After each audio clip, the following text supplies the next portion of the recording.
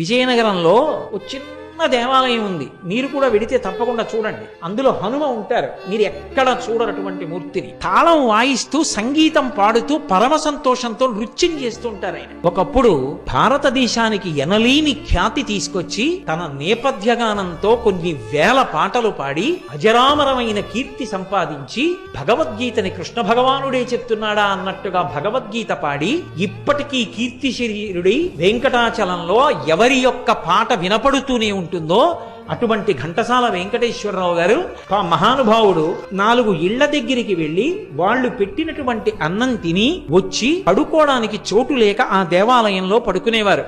ఇప్పటికీ పెద్దలు అంటారు, అక్కడ పడుకునుండగా ప్రతిరోజు రాత్రి వేళ సంకీర్తన చేస్తారట హనుమ రామచంద్రమూర్తి మీద. మీరు ఇప్పటికీ వెడితే చూడొచ్చు. అది నేను ప్రత్యేకంగా దాని ఫోటో తెచ్చుకున్నాను కూడా. అసలు నేను ఇప్పటి వరకు ఎక్కడ చూడవా, ఒక్క విజయనగరంలోనే ఉందా మూర్తి. అక్కడే ఘంటసాల గారి పెద్ద విగ్రహం పెట్టి